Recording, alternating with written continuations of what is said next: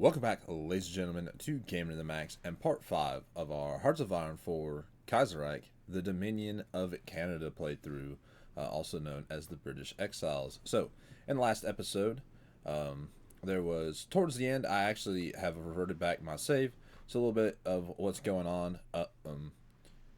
In the last episode, you guys had watched me capitulate the Australasian Union, and I chose to restore the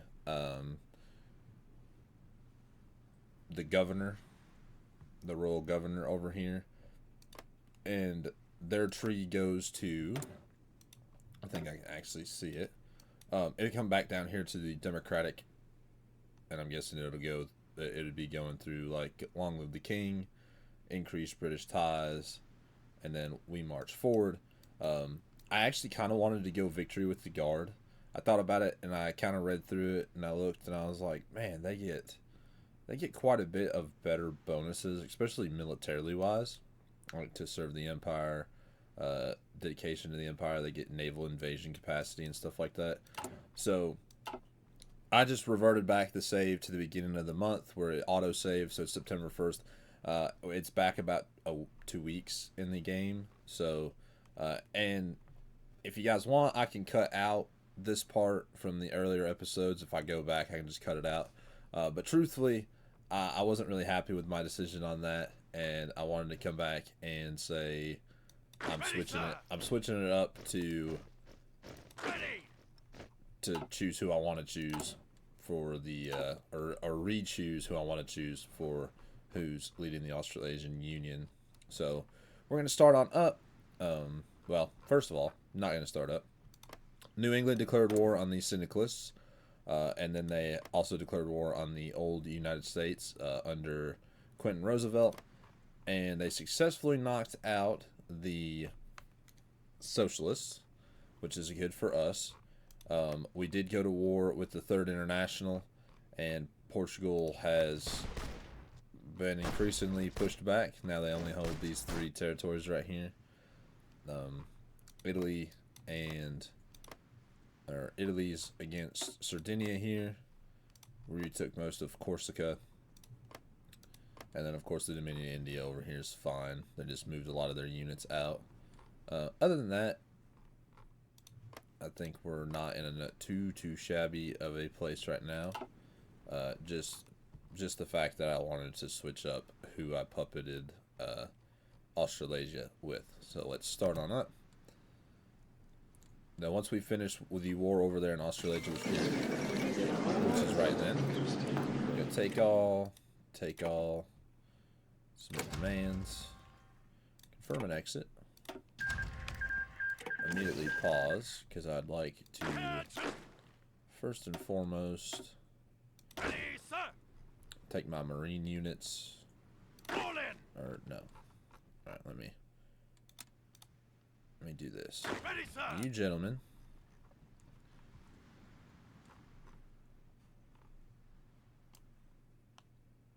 come up here and aim something like that, and then everybody else go right there. We'll have everybody move back. And that should be good. We'll suppress there. And we'll keep going. And more steel now. More tungsten might be nice. Anyway, save a little bit of my political power. So yeah, that's the only reason we're back. And like I said, if you guys don't enjoy that, I can always just either go back to an old save or something like that. But in my opinion, the guard is much better.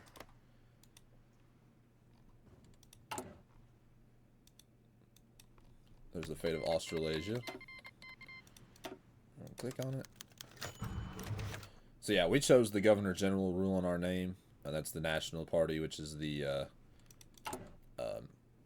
authoritarian Democrats, but the guard's more than capable of restoring order The Australasian government has been defeated and is currently under our control. The question before us is whether to restore its independence under the control of the loyalist Australasian Guard, despite their extremist tendencies, and hope they are able to maintain order, or whether to enact the emergency protocols once again and assume direct rule through our Governor General. I think the Guard will be fine.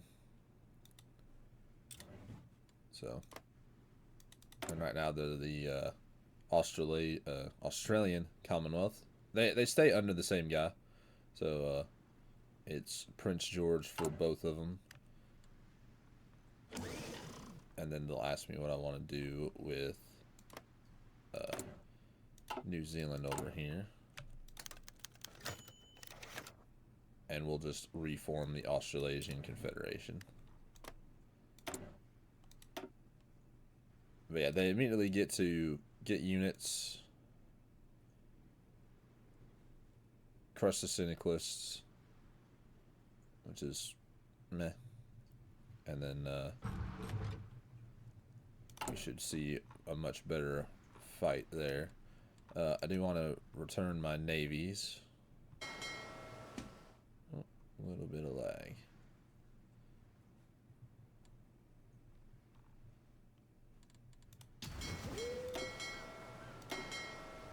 Select all of you. I want all of you back to Halifax.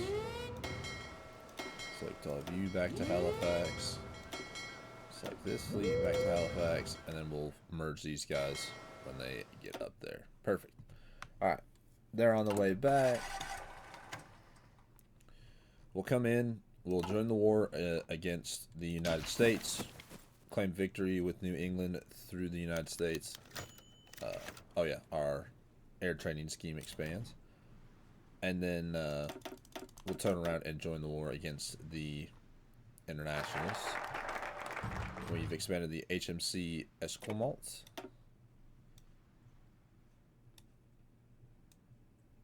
Let's do...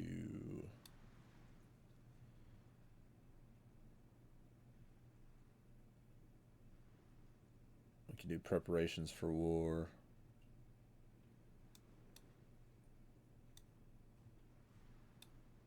Let's actually upgrade the fleet.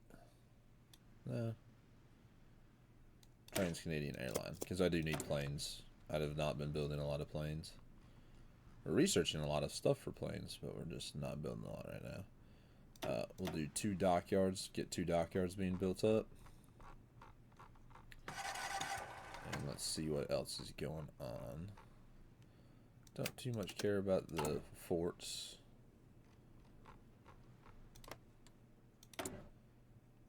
So yeah, they'll create the secret police. And then, well, they've been embargoed by the Japanese, which is meh. Whatever. Let's get the torpedo.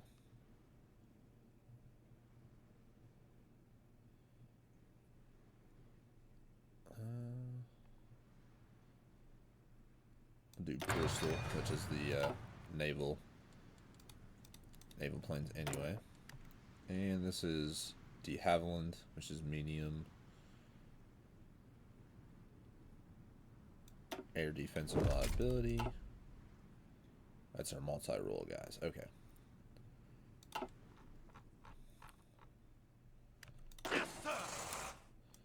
So we'll get our army back over here.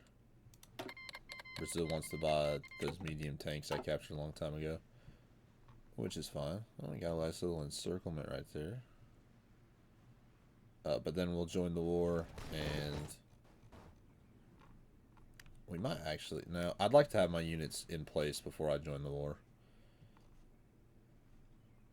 It'll just take maybe a little bit more than a month to get there, and that's fine by me.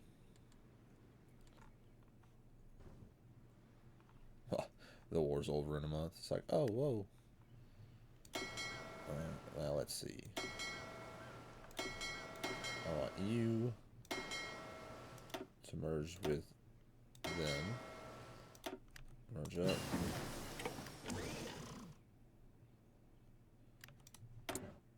Production-wise. They're anti-air.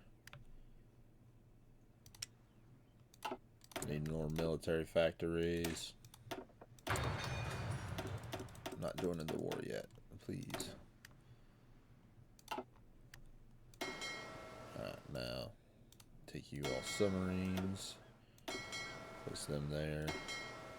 So now we have two carriers. The HMAS. His Majesty's Australian Service, I think, is what that stands for. Captain Cook and the HMS Hermes. So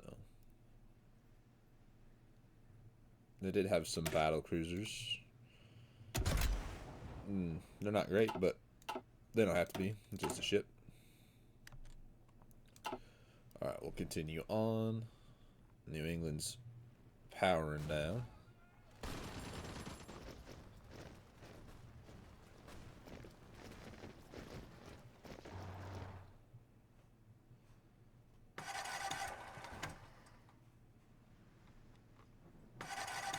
Here comes the Marine units.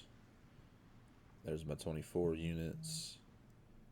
And then my other infantry guys. India can take control of the Entente, but I don't think they will. I just have to get stronger.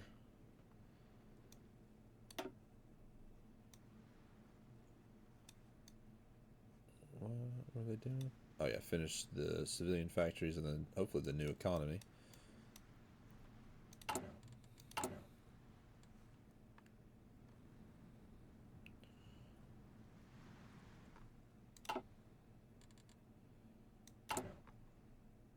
Five more days on that. I think I have to do it one more time. South Africa seeks to reform the High Commissioner system. The South African government has revealed their hopes to reform the High Commissioner system.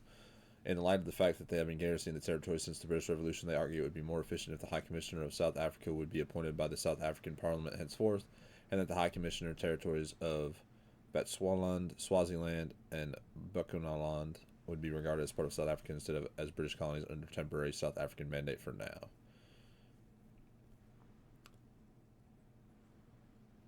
We excluded them from the South Africa Act for a reason, or they removed that, and the Dominion of Canada accepts our proposal. What is that? Oh, it's right here. Yeah, I'm okay with that. That'd be effective. Be more effective. Yeah, that's fine. If I do go end up at war with Germany and Middle Africa, I know that the Union of South Africa will be big. Just making sure that there's, if we have to do this Canadian political decision one more time. Nope. That should mean that I have, yep, we got rid of the Quebec Flames. So one more day on this. We'll do the Sûreté de Quebec. The time has come to rebuild the provincial police force in Quebec to make sure that it is capable of maintaining order and that it has the full power to maintain surveillance over the French population. Once Quebec and Canada are both at peace, perhaps we can begin to talk about French grievances. We'll start that. Perfect. We will, we could increase war, but I'm not going to. Let's get the Vickers carriers. Hopefully here pretty soon my units start to actually roll on through.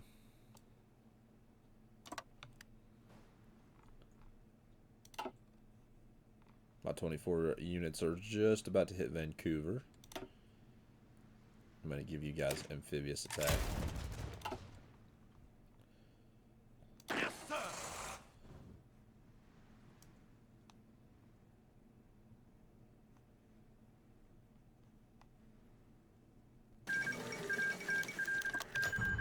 King Edward announces his intent to marry.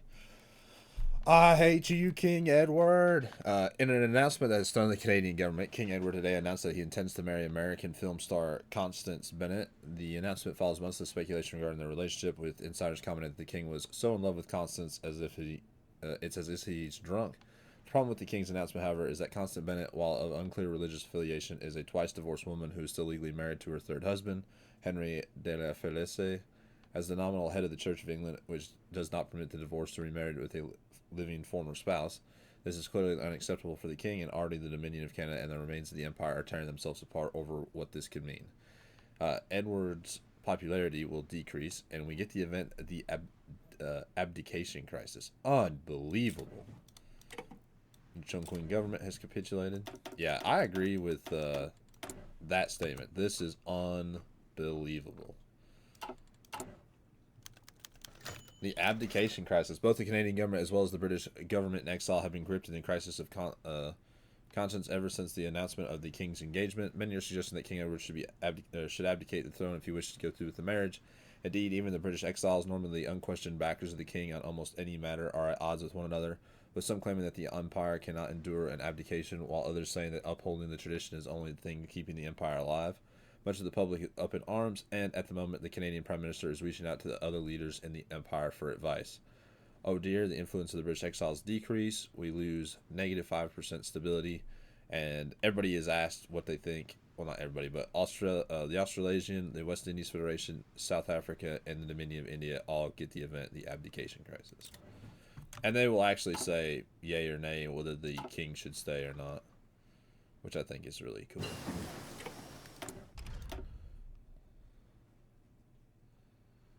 I want to do range improvements.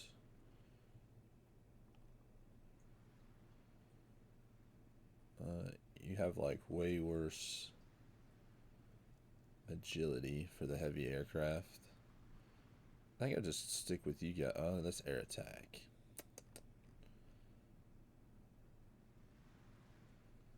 Yeah, I'm okay with the heavy aircraft designer. Strategic bombers, naval patrols. That's fine.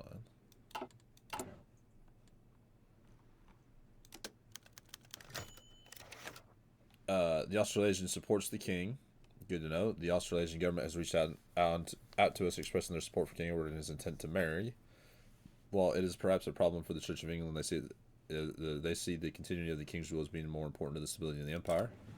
The West Indies Federation supports abdication. The West Indian government has reached out to us expressing concern over what they see as the king's placing of personal desires over the needs of the empire. They see the monarchy as important to the West Indies Federation, but it is to be led by a monarch they can all respect. South Africa also supports abdication. I think the Dominion of India would be the last one. The king's plea, as the crisis surrounding his engagement to Constant Bennett deepened this week, with several members of his own Privy Council calling on him to either rescind his promise or abdicate the throne, King Edward today made a public plea via the Canadian National Radio to the people of the British Empire. In his broadcast, the king avowed that his love for Constance was true, as is hers for him. Neither of them see Constance's current marriage as an impediment, and what more, the king believes that in these modern times of prohibition of the Church of England should alone keep him from serving his people in good faith. With the crisis shortly reached a high point in the Parliament, it remains to be seen whether the king's attempt to garner goodwill with the public will bear fruit. We shall see. You lose 100 political power. Well, I'm already getting rid of you just because you just lost me 100 political power. The question of abdication. The question of King Edward's abdication has come to a fore. Seeing as the king refuses to abandon his engagement under any circumstances, the Canadian government must now decide, should he be forced to abdicate the throne? Edward has indicated his willingness to step down if the government should force his hand, though he says he will do so regretfully and with great concern for the empire's well-being. Others are less concerned about the fate of the empire, though the king does still have supporters throughout the country declaring their ardent support for the king in his time of crisis. It's for the good of the empire he must abdicate, or Edward is our king and he will remain so. He gains unpopular monarch. For this, for the good of the empire, he must abdicate. We lose 10% stability, negative 100 political power, 10% change in social conservatism, and then we get the king's successor. So we'll lose you, and we'll have to figure somebody else out. Goodbye, Mr. King Edward. The king's successor, with Edward stepping down from the throne, now the question of who will succeed him has arisen. The logical choice would be Prince Albert. He is the eldest heir and favorite of the late King George, though there is concern regarding both his health and his profound lack of social ability. Is he the right choice to lead the empire? With normal succession already thrown out the window, it would be possible for another prince to be chosen. Prince Henry is considered a bettable man, and his military experience would be of great use. Prince George, meanwhile, is the youngest but is charismatic and already has a son to ensure a future king to follow him. Young George, Duke of Kent, will assume the throne. That is, I'm pretty sure, isn't that the guy who's in charge over here? Yeah, this gentleman here. You have Albert, who, the Duke of York, will assume the throne. That's who actually will take power in our timeline. And then Henry is... I think you can actually see Henry somewhere. I thought I saw him earlier. I can't remember where, though. Maybe I was seeing things. I think I'm going to go with Albert. Albert earlier in the series. Remember, he has a speech impediment and he's kind of quiet. He was the favorite of the late King George, though there's concern. Yeah, he is not very healthy, and his profound lack of social ability is not the greatest. But I'm going to give him a shot. Albert is the heir and shall be the new king. There he is right there. Popular figurehead, which gives us 10% stability, but he is humble, which gives us negative 5% political power gain. So, yeah, he was not supposed to be king. He was a timid and reserved male well into the outbreak of the Weltkrieg when he attended an academy and became a sailor. Despite his constant seasickness, he served in the Battle of Jutland aboard the HMS Collingwood and later served as a squadron leader until being injured in November of 1918, remaining in Britain for the rest of the war. So, alright, well, there you go. Long live the king. And launch torpedoes. King Edward abdicates the throne in a move seen by many as inevitable. King Edward VIII today announced via radio address that he's abdicated the throne in favor of his younger brother, Prince Albert. Edward has given up the throne to marry American film star Constance Bennett, who he met in Canada when she fled to Canada during the American Civil War. Twice divorced and currently still married, Bennett was seen as unsuitable for a king who was also the head of the Church of England, which does not permit divorcees to remarry, and Edward was unwilling to give her up for any reason. Prince Albert, viewed by many as a quiet, socially awkward man, said to be coronated as King Edward I, inheriting the rule over a British Empire that is vastly different from that of his grandfathers. Long live the king. To be fair, I don't actually had the issue with him remarrying. I don't much care for that she's still technically married to the man that she was with. And he's just like, meh, you know, I'm gonna marry her anyway. And to me, that's just something else. Let's do the Leyland Motors. So we'll finish out Sûreté de Quebec. Maybe try to get my social conservatives up. So we are not doing too crazy great with political power. Slowly waiting. I think my military is all ready. So, New England under Charles F. Hurley. You're a new guy, and you're Democrats now. So social liberals instead of the market liberals. Should have stuck with the market liberals. Guys, finish this up. I was kinda, not gonna lie, I was kinda hoping that they would do the joint effort program, but they did not, and that's okay. So, congratulations, we're gonna join the war, the New England Communard War. Well, maybe not. Is that what that's being called?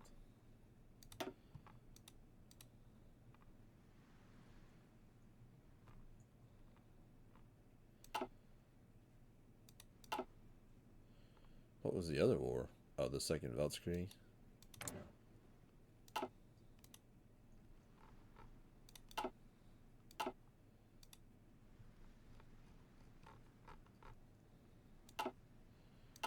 Huh. Yeah, the Hungarian Civil War is still going on. Anyway. Join wars. New England Communard War.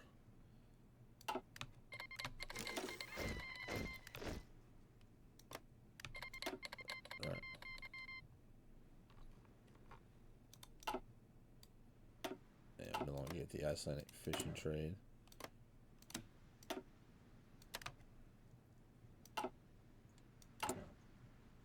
We can meet with the Reichspakt. I don't see where that's at right now. There it is. us. We're going to wait just a second.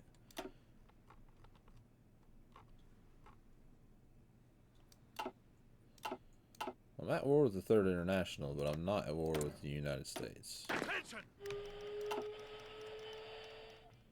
Liberia is declaring war on us. Okay.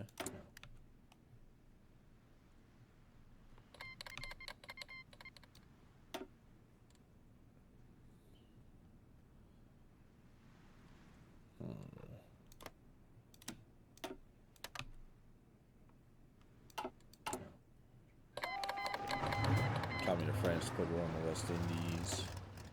Let's call Panama and everybody there.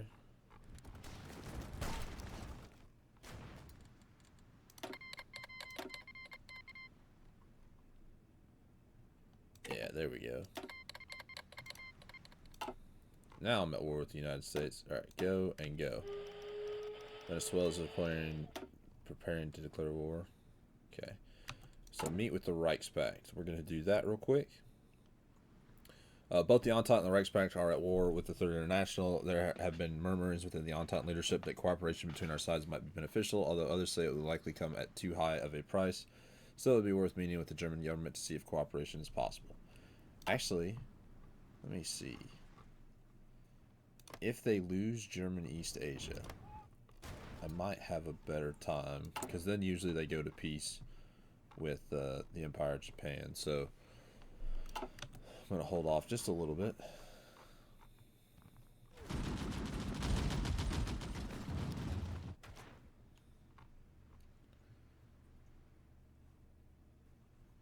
They weren't expecting the attacks from the north.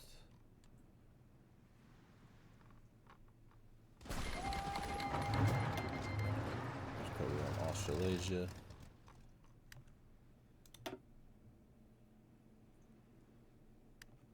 There's Halsey.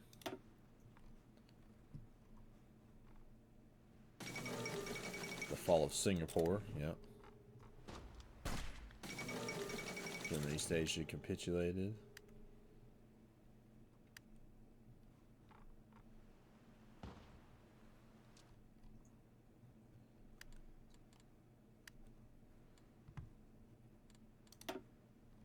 I don't care too much about the Third International right now. Yeah, United States. Alright, we finished out that part of the Quebec tree. Perfect. Let's get preparations for war. No, we're already at war.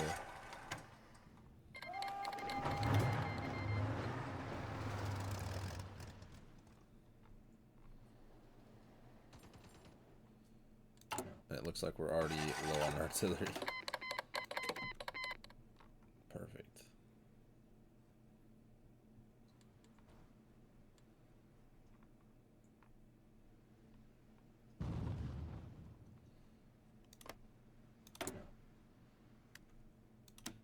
Would y'all send me some artillery?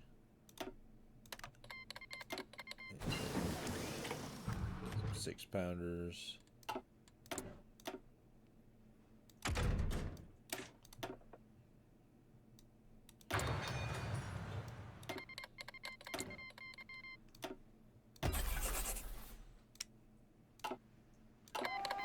United States to go to war in Panama.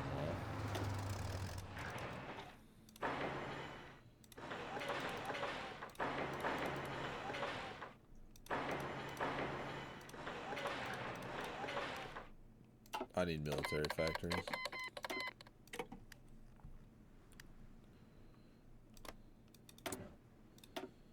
They're crushing the Syndicalists right now.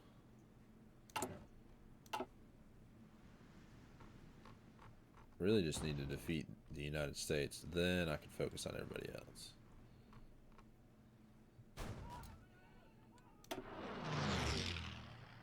%57 towards capitulation. With us getting closer to taking Atlanta. Liberia declared war on the French Republic. Do shot call. Lisbon is not holding though. So Liberia over here declared war on us. And then Venezuela declared war on our allies with the West Indies Federation. So I'm going to have to land naval forces there. First and foremost, I'm going to need to knock out the United States, then probably force our way through Mexico.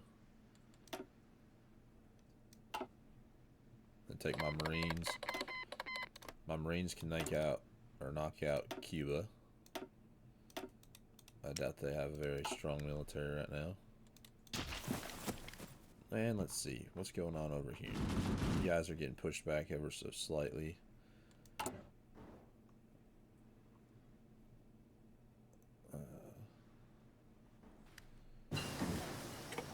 I think it'll be very prudent for us at some point here soon for us to get the Reichspakt. Let's get the better Marines. And let's meet with them. It is time.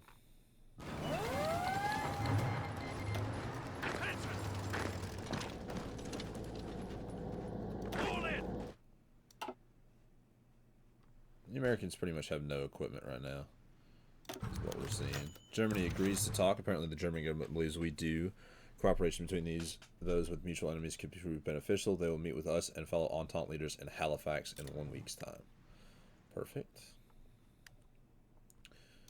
By the way, the biggest thing for me is I'm going to take their navy.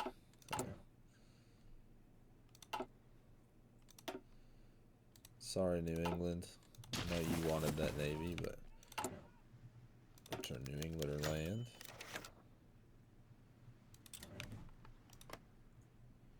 I was expecting to give them back that, but okay.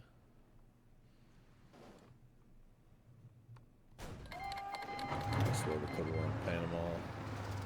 Ready.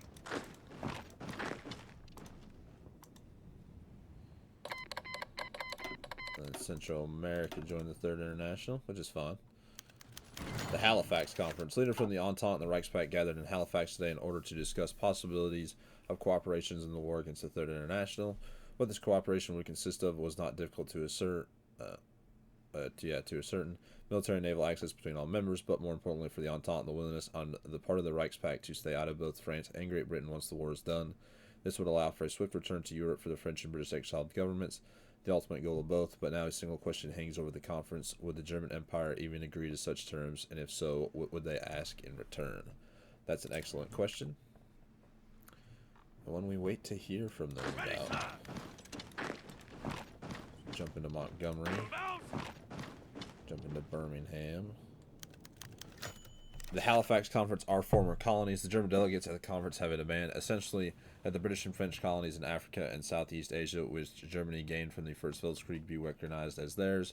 It's a symbolic move, perhaps, but the Germans would like to forestall any attempts on our part to reestablish our old empires in those regions once our power is regained. That we would even prepare to go to the war for our far-flung colonies, and it's hard to imagine, but even so, the ideas of abandoning them completely does sting. We won't. They've already been lost. I mean, technically, yeah, we don't have them anymore. And, you are the Reformed Democrats, okay. Which is fine. But if, so, say we win, theoretically. So we destroy the good old Third International, right? Germany still has to hold out against Russia, and if they lose to Russia, they lose their territory anyway, and then that would be when we can kind of swoop in. So, to me, they've already been lost. I don't think there's much I can do for the former colonies. So, they've already been lost to us. We'll see what France says. If France says no, then it's a moot point at that point anyway. Germany colonies recognize the French and British colonies gained by the Germans since the First Weltkrieg have been a sticking point. Some annexed, others occupied temporarily due to the lack of what the Germans claimed was a competent government to administer them. Now the Germans have demanded their colonies in Africa and South Asia be officially recognized as theirs, forestalling future French efforts to see them restored, and the Entente has agreed. It's a symbolic gesture perhaps, but one that could prevent a great deal of conflict in the future. It will be worth it. That's the first thing they've asked for us.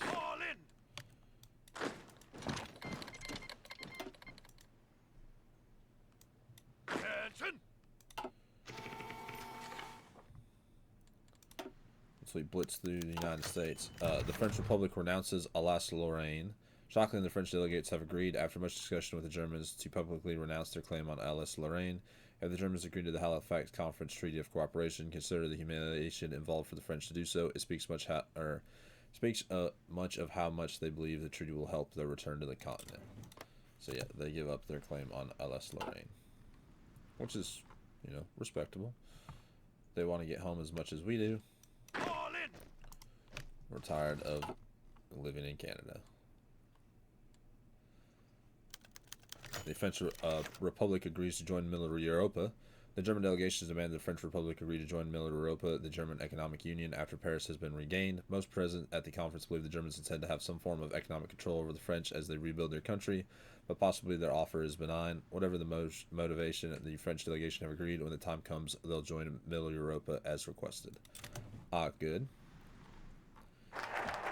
There's preparations for war. So really, and truthfully, we need military factories. They really didn't ask much for me. Symbolic stuff, you know, like, there you go. Ooh, that was a little bit laggy.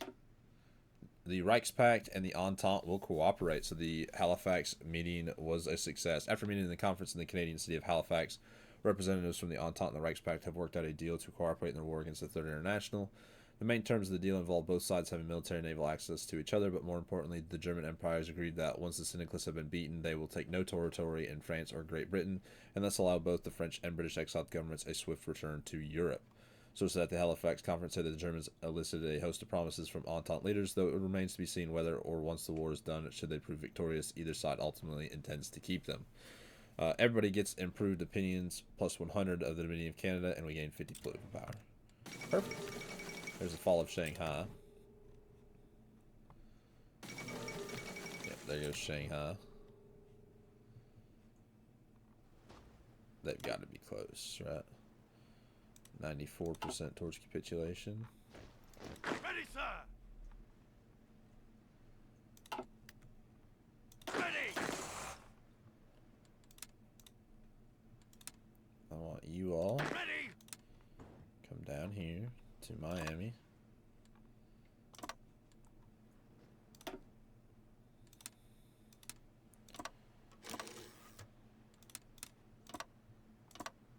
We're going to do a three-pronged assault. Keep on moving! And then the fourth will go there. So 3, 3, and 3 towards Havana. While the rest of our forces will fight heading south through Mexico, through Central America, and then we'll figure out where else we'll go and fight. Hopefully we'll knock the United States out here very, very soon. The Second Sino-Japanese War. Take Mobile, Biloxi, Baton Rouge, and then jump into New Orleans. And that actually should put us in victory. Dominion India wants to send me some support equipment. So does Sweden and Panama. Thank you, thank you, thank you.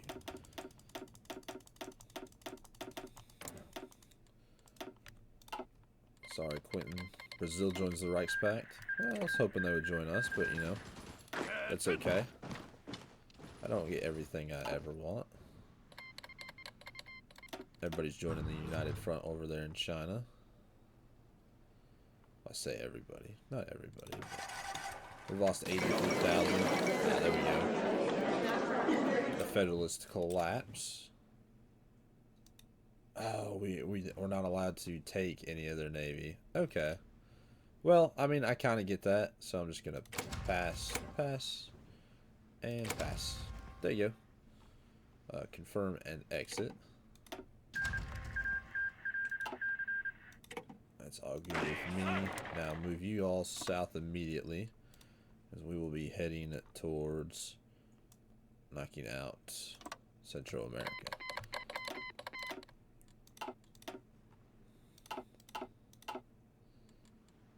And that does mean that you all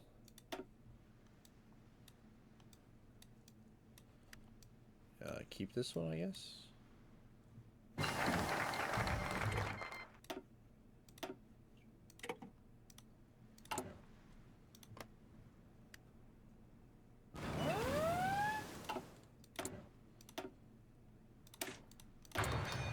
south against Mexico as fast as we can before they start taking territories.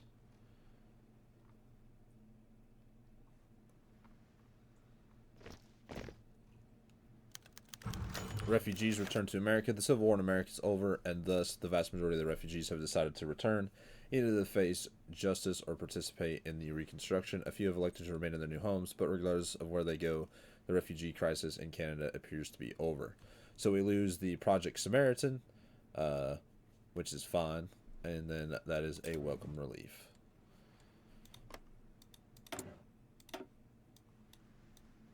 And then you guys get to do the rest of this. Hopefully you guys do this one. Remember Appomattox.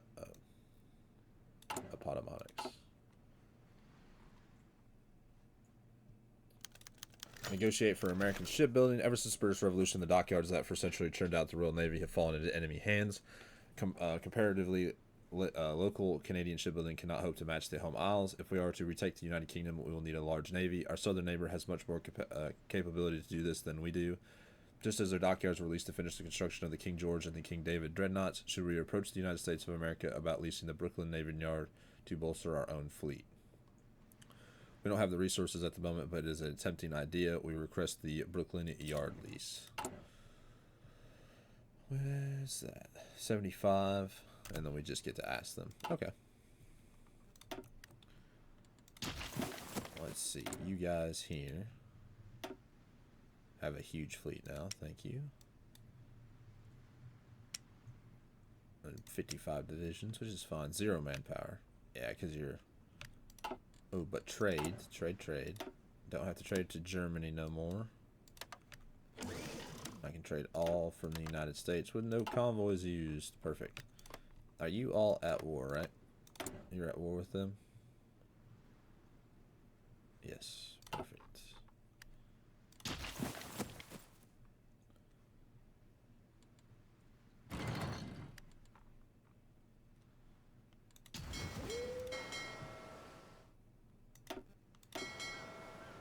Take you all, convoy raid, and these 3 territories here. I'm going to select you, I'm going to have you patrol in these 3 territories, and then I'm going to take my big guys, strike force, and we'll send you down to the coast down here in Miami, and that's good with me. Start back up. Don't you worry, Venezuela. I'm going to rock 'em, stock 'em, robot you in the head.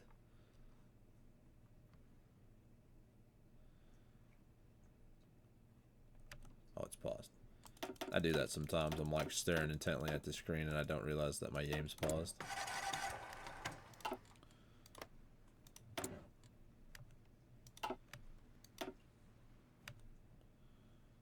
Goodbye, Mexico.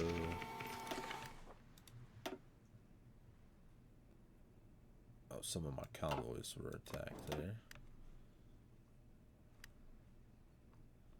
Lisbon's slowly holding out.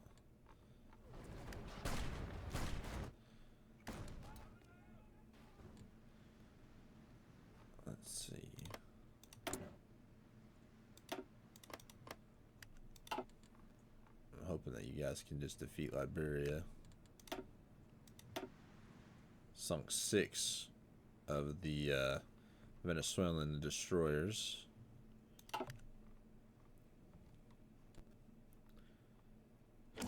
Perfect. See, Savannah is kept with something, and these look like a lot of, yeah.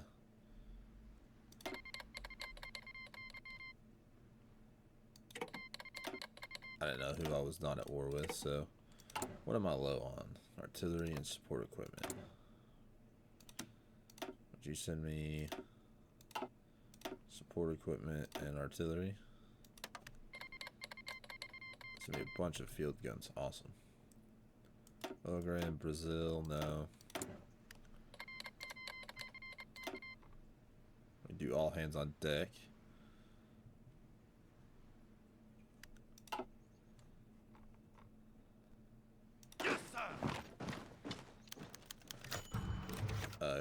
Guy Simmons is wounded. No, he's my best general.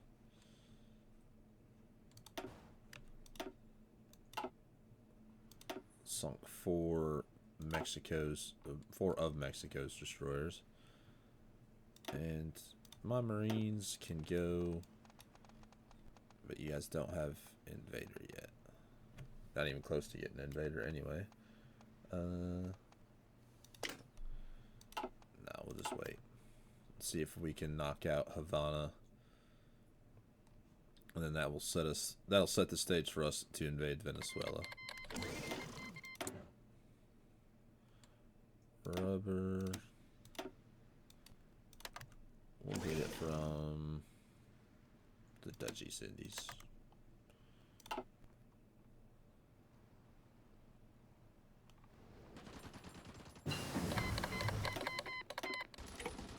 They canceled their material support. Let's see, better artillery. We're already breaking through at Havana, and I actually did not.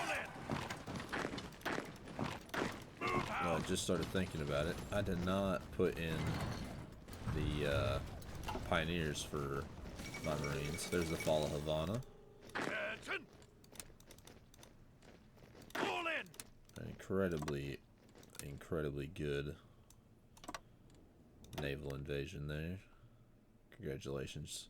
Now let's have you push. While I'm thinking about it, my Marine divisions can get pioneers. Hurts their entrenchment, but gives them better breakthrough. Mexico's slowly just getting tore to shreds. There's the we need armaments.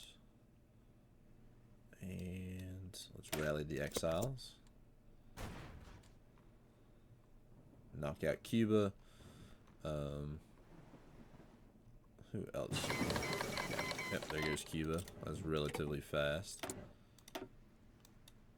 Let's get MPs for suppression bonuses. Give my cavalry MPs. Occupied territories. Yep, cavalry, perfect. Start building the war austerity trains because we need it bad.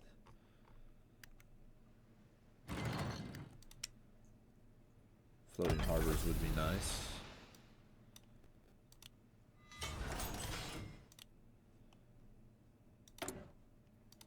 United States, I need more steel and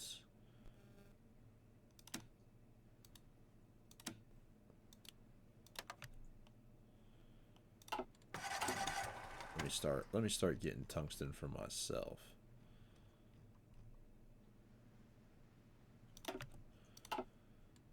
Perfect. Attention! You all now. Let's see.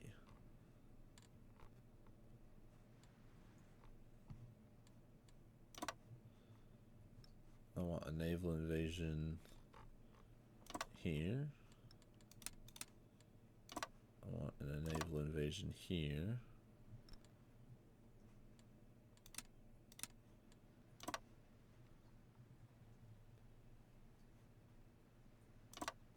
And I want one right there. Okay. So the first, second, and third can go towards their capital. The fourth, fifth, and sixth can attempt that one.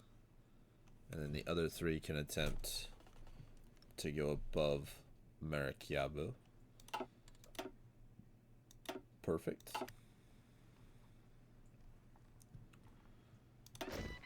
Now we're starting to cook.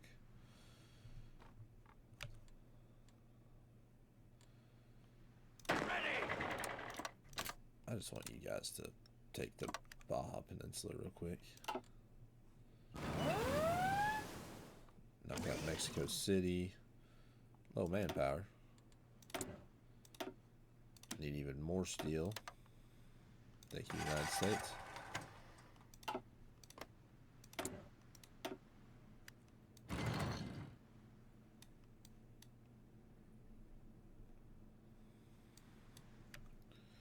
Doing the Steel Higgins blueprints.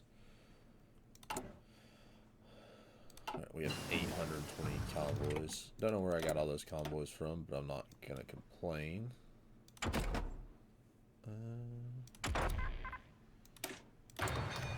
Radars. Some convoys up there.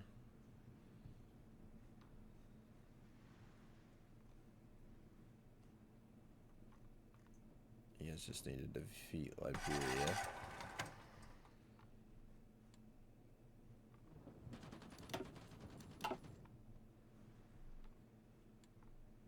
Yeah, Mexico is not ready for an attack by all of us, that's for sure.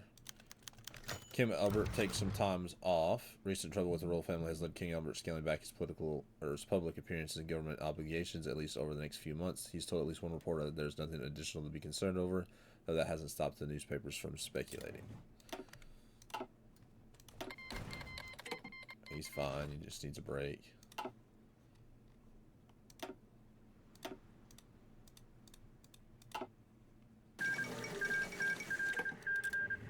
Mongolia capitulated.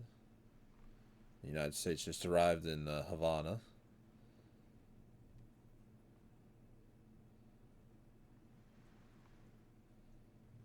I'm a little bit nervous to send my Marines as the fall of Mexico City.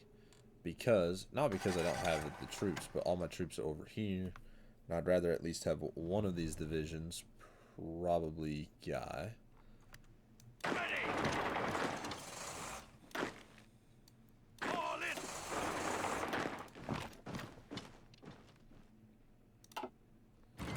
To assist me in the knocking out of Venezuela.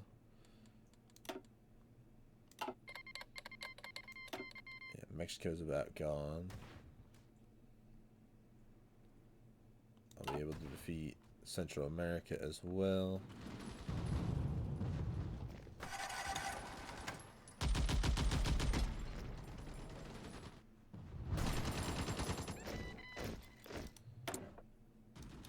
It's like taking candy from a baby. We're just beating right through them.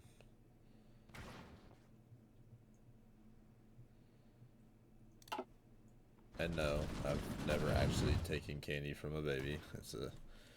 It's a metaphor.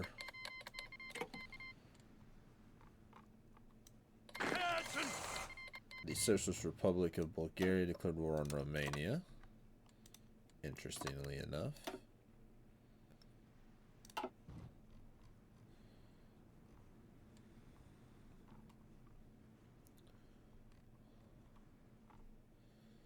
Yeah, I'll probably send one army south.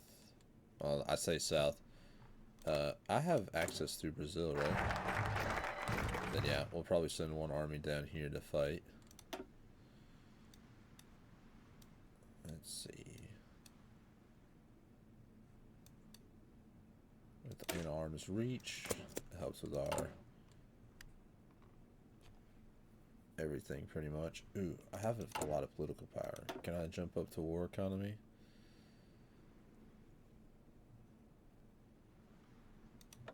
G for the Navy.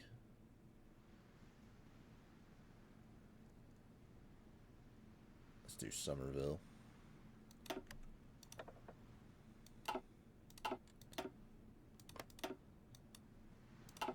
Yeah, we've sunk so many convoys, it's not even been funny. Luckily for us, we had all of these Union of South African and the Dominion of India over here.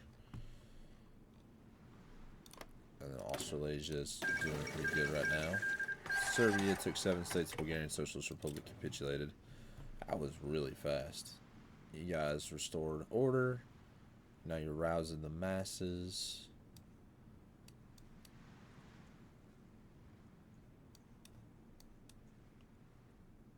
A lot of things you guys can be doing.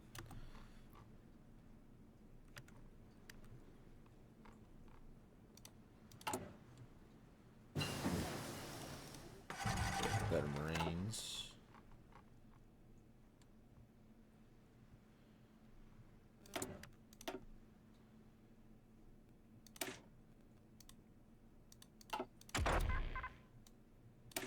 Stabilizers for the tanks that we're not building. Ready, sir. Yes, sir.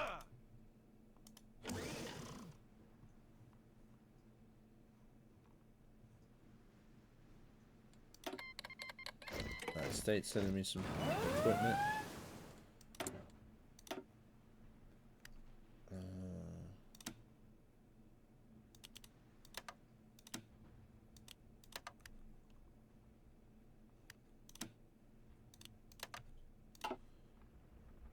Attention.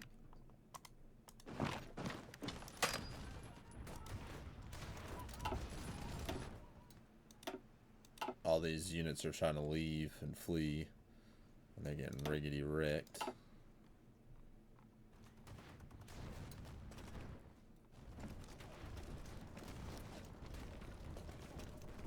Perfect. Fall in.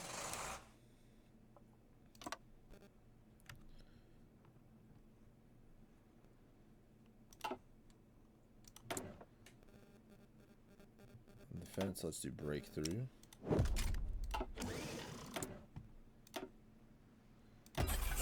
That'll let me some good defense. Also let me some good breakthrough. Let's start building some mechanized, and I do need to start building me some tanks as well at a later date. Just things right now I'm thinking of. Charles Wingate falls ill. Yes, sir. Of course he does.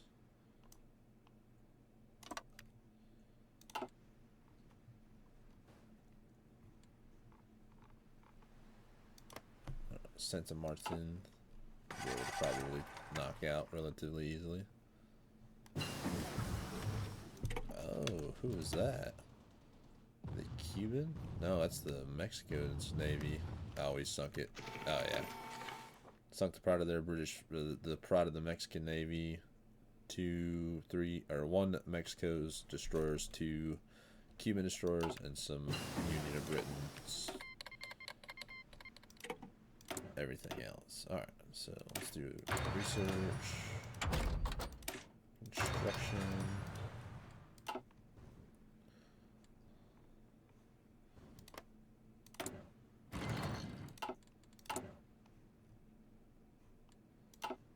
We can ask them about recently everything.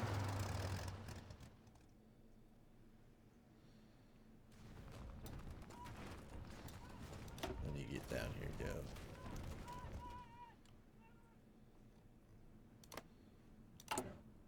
Still short on artillery and support equipment. Let's see. Is anybody selling some?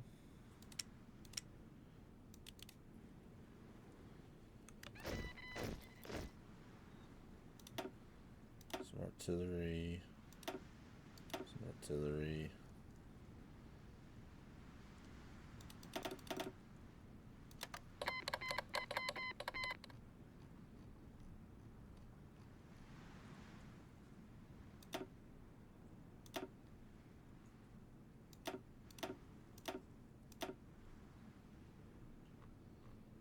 You've got a bunch of artillery for sale, America.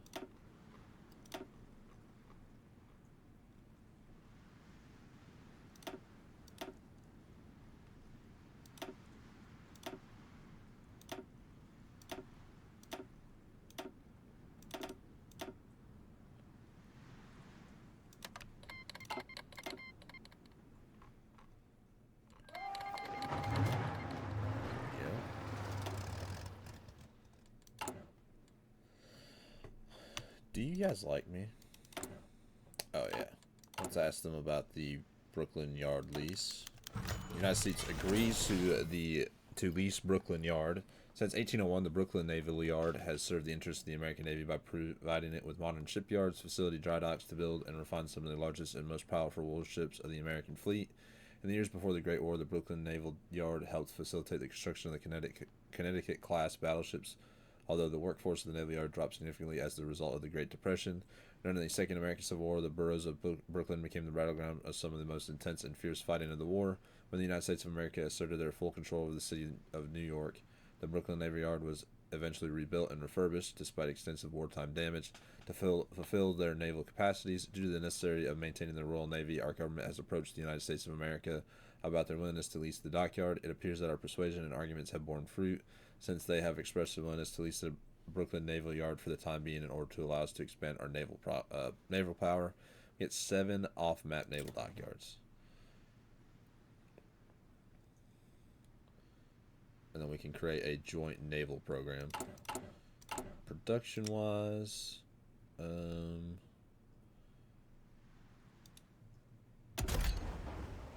you a heavy cruiser? No, you're a light cruiser. There we go.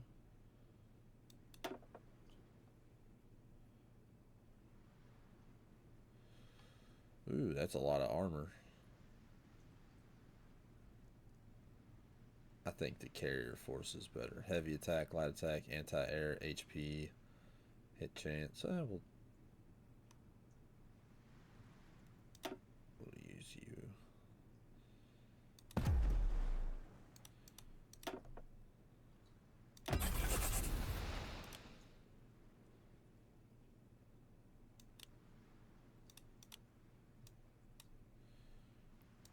Yeah, steel. Just keep buying it off the U.S. Don't need as much tungsten. Keep one out though. Joint naval program created. Both the United States Navy and the Royal Navy are distinguishable in their long-standing naval histories and experience throughout the war. The Royal Navy has always been the premier world navy, especially in regards to maintaining control and protection of the former British Empire. When the British Revolution occurred, most of the experienced naval commanders of the former United Kingdom managed to flee to Canada with a large portion of their former fleet.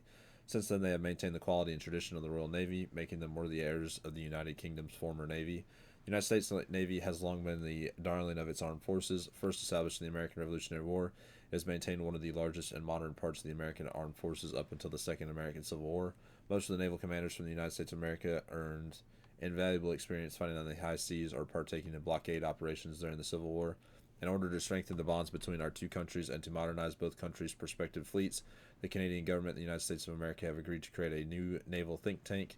This collaboration seeks to not only modernize the navies of the Entente, but also to share ideas on how to develop new ships and tactics with the advice from our engineers and shipbuilders. Together we can push the boundaries of what is possible and to ensure the freedom and liberty of the sea. We join the Canadian-American Naval Program Research Sharing Group. Together for victory. Awesome. Australasia wants to send me some equipment. Perfect. Let's knock out Central America. It won't take long. They're weak.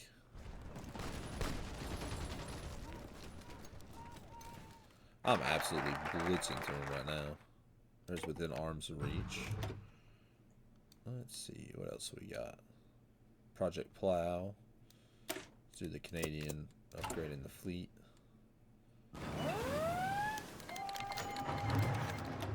Annual investment. We'll put 25 in there. Let's see. We'll do it to the United States because, of course, they're the biggest. And let's just have them assist with our economy again. San Salvador has already been taken. Managua is next.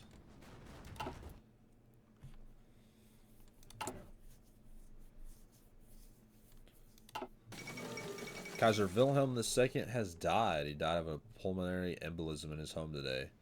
It's the end of an era. It's very sad. Observers. So who's in charge now? His son Wilhelm III. Alright. Might send an expedition down here, because I do have...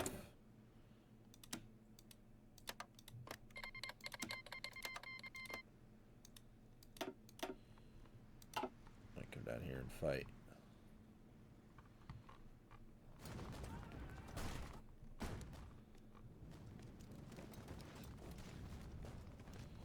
Let's send our Marines. The best thing that could happen is we win, and then we can just move these guys over, because they're about done with Central America. That's the Dominion of India. Ready!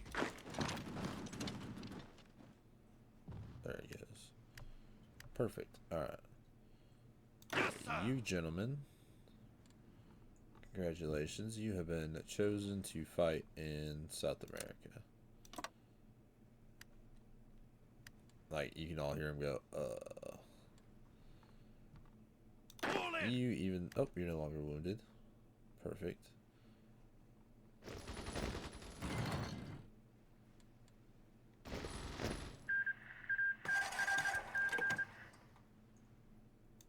Wait, why did we end our hostilities?